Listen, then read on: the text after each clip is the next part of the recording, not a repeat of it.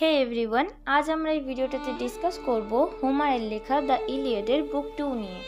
The ইলিয়াডের বুক 2তে আমরা শুরুতেই দেখতে পাই জিয়াস সাধারণত আগের মতোই চিন্তা করতে থাকে কিভাবে সে পুরো গ্রিক ফ্লিটকে ধ্বংস করবে আর এখিলিসের অপমানের বদলা নেবে। এখানে আমরা খুঁজে পাই জিয়াস পরিকল্পনা করে এগামেমননকে একটা ফলস ড্রিম পাঠানোর। জিয়াস স্বপ্নের মধ্যে এগামেমননকে নির্দেশ করে যুদ্ধের জন্য প্রস্তুতি শুরু করতে এবং এই যুদ্ধে সে বিজয়ী হবে এবং এর সাথে আরও জানায় ট্রোজানসরা ক্ষণিকের জন্য বিভ্রান্তিতে থাকবে। এবার রাতের বেলা সেই স্বপ্নাদেশ পৃথিবীতে নেমে এসে গ্রিক ফ্লিটের কাছে পৌঁছায় এবং সঙ্গে সঙ্গে এটা মানুষের মুখের আকৃতি গঠন করে। সেই মুখের মতো আকৃতিটা এগামেমননকে যুদ্ধের জন্য প্রস্তুতি শুরু করতে বলে।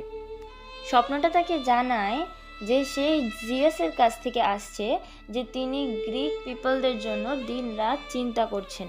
আরও জানায় হেরা সমস্ত গডদের রাজি করিয়েছেন যে জিয়াসের এগামেমননকে সাহায্য করা উচিত, তাই এটা জিয়াসের ইচ্ছা। এর ফলে ট্রয়দের ওপর গ্রিকসরা বিজয় লাভ করবে।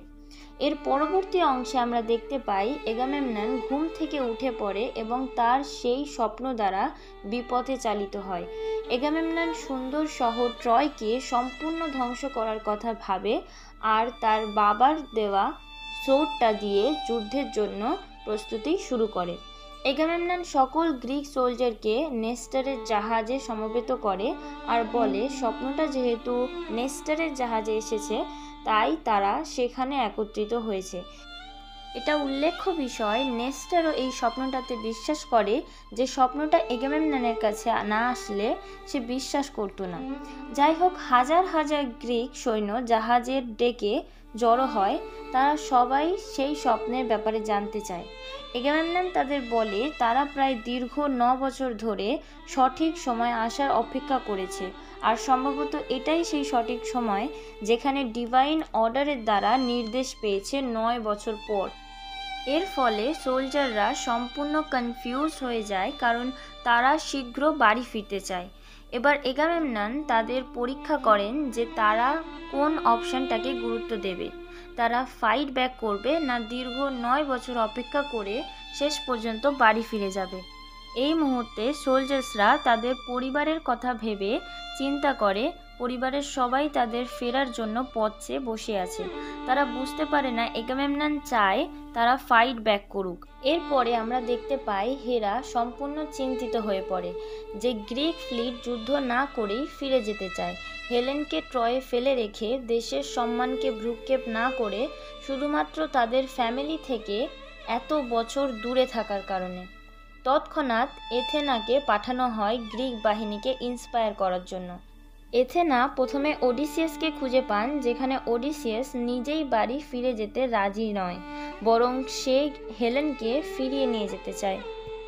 এটা বুঝতে পেরে এথেনা ওডিসিয়াসকে আরও ইন্সপিরেশন দিতে থাকেন কারণ তিনি জানেন ওডিসিয়াস এগামেমননের সবচেয়ে ট্রাস্টওয়ার্দি সোলজার।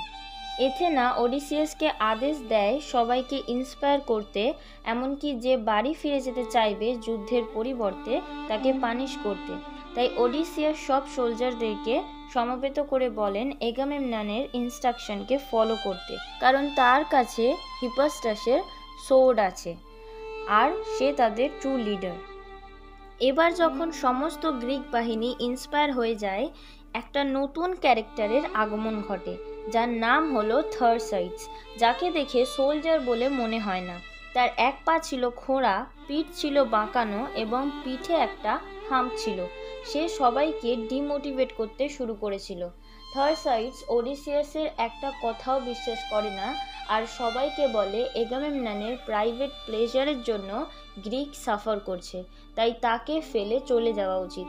সে আরও বলে এখিলিস এগামেমননের থেকে অনেক ভালো, কিন্তু তাকে দেখো অযোগ্য এগামেমনন এখিলিসকে ইনসাল্ট করছে।